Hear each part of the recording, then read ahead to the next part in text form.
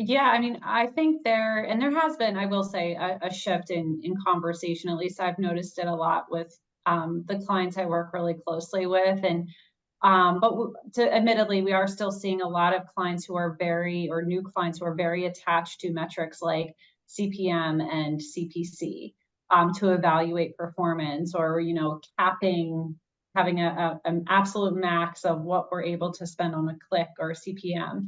Um, and while I understand that from a budget perspective, I also ask that we look at it another way, like again, focusing on that quality over quantity, audience over just placement. So if you think of CPC and CPM are really just primarily focusing on the cost efficiency of that ad placement, not really anything beyond that.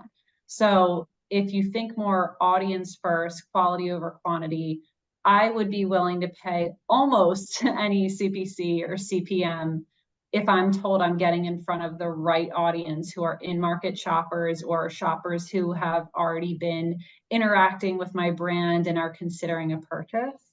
So this not only leads to higher engagement, higher ROI, but going back to that conversation around, wasted advertising spend, if we're paying an effective CPC and CPM, and we know that we're getting in front of the right audience, even if that CPC or CPM are higher, that can lead to a reduction in wasted spend, since we're not only getting in front of the right audience, we're then limiting the amount of accidental clicks or inaccurate impressions being had on our advertising through just chasing after the lowest CPC or lowest CPM possible.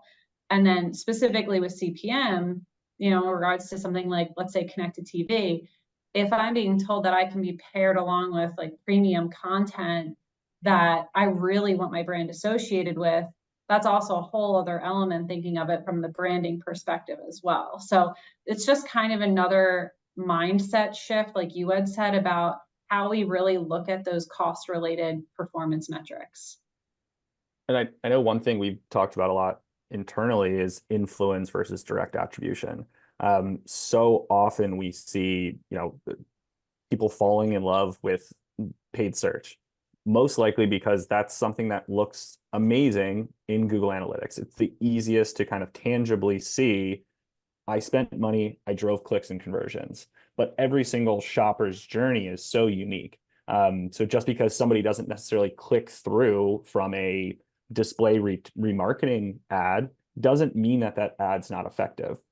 So rather than kind of thinking in this linear way that somebody sees ad, clicks ad, converts, buys car, we know that's not the case. So looking through it from an influence standpoint becomes so much more important, because we can tell that our advertising may not be the tipping point that caused someone to buy, but it was a really, really important aspect of that entire shopping journey, where they saw a paid search ad, they saw a display ad, they saw a connected TV ad, they searched organically, they clicked through Google Business Profile, then they came back, saw another connected TV remarketing ad, and then they actually decided to purchase by just walking into the dealership. So technically, they never really even converted on the site in that journey. But all of those pieces, and it's really why we talk about integrated marketing in and of itself, is all of those pieces had a really distinct influence in pushing somebody from first time seeing an advertisement, first impression, to ultimately purchasing. Yeah, I think that's one of the downsides of trying to budget or plan by channel, is that you're planning in a silo versus where the customers are not shopping in a silo.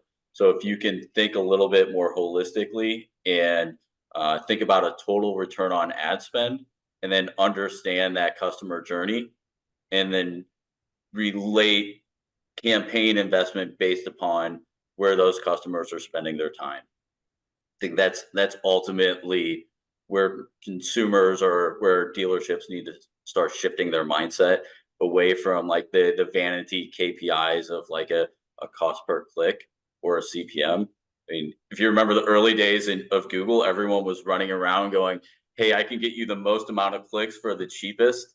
And we found out that was a losing strategy. We see a little bit of that in frankly, the CTV world right now too, where everyone's running around saying, hey, I can get you the lowest CPM. And that might be great if you want a lot of impressions at scale, but they might not be the highest quality audience with the highest intent to ultimately purchase a vehicle. So getting in front of that right audience alongside of premium content really helps drive ultimately that search traffic and helps you convert more leads downstream. Absolutely. And in the absence of knowing how to hold that vendor accountable, and we're going to get to more of that, how to hold them accountable discussion. But in the absence of knowing how to verify if something is working and if your partner is doing what they should be doing, it seems like we're reverting back to these antiquated terms and concepts. And one thing I love that I know I've talked to all three of you about is mutually agreed upon KPIs. And Drew, you added an element to it, and in one of our previous discussions, talking about specifying by the channel. So even if you have one provider handling, 10 different channels, those KPIs shouldn't be about the vendor. It should be by the channel. How are we defining success for that? Because you can't boil it all down to clicks, because that's going to get you a lot of waste oftentimes. And it's not going to get you that quality and that substance of an actual shopper, like Sarah was talking about previously. So Drew, I'd love for you to talk about that channel specific discussion. Yeah, I guess going outside of just channel specificity is thinking like, what is the ultimate KPI? Sales, right? So we know that every single ad and campaign isn't going to directly lead to a sale, but we can start breaking down how those specific channels influence that sale. I'm going to use that word probably 50 more times today. So keep the counter, start the counter. But we can look at each channel and understand, okay, here are the correlated metrics in this specific channel that ultimately are going to lead to sales. And it might not be directly, but like you said, if we measure everything by clicks or what on-site performance looks like, whether that's bounce rate or engagement per session, so many channels, essentially everything except paid search and probably paid social and organic, aren't going to look good. So every channel really needs to have its own criteria of how success is defined. And a lot of it is, things that we ultimately can't control. It's, are we putting great creative in front of our audience at the time they want to see it?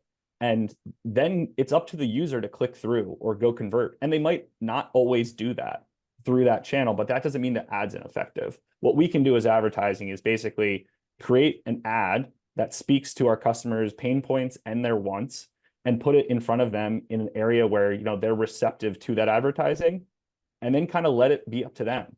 And then continue to remarket, stay in front of them through different mediums. Again, it's kind of, I know it's part of our notes and we've talked about it a lot, but it's why such a balanced marketing strategy is so important, because everybody's going to receive messaging differently across different mediums. So having some video tactics, having some display tactics, having search tactics and social tactics, because every shopper is so unique in what resonates with them, that they need to kind of receive that information in a way that makes sense for their personal buying behaviors.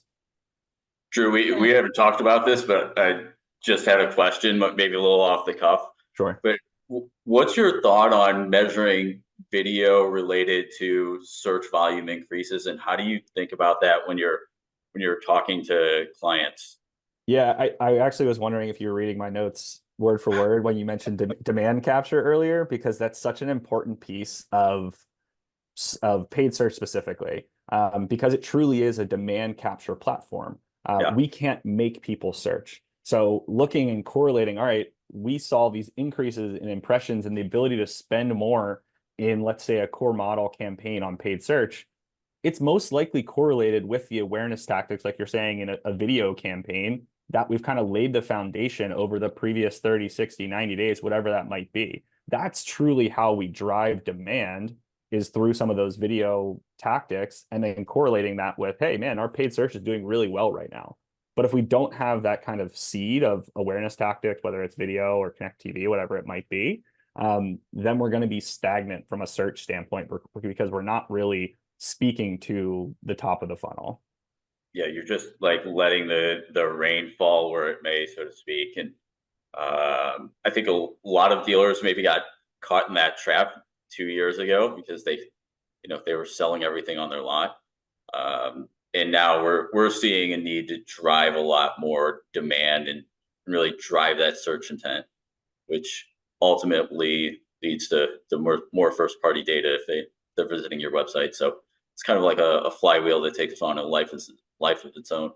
Yeah, you're just hoping. You're hoping people decide that they not only are ready to buy a car, but ready to buy a car from your dealership. Right. Yeah.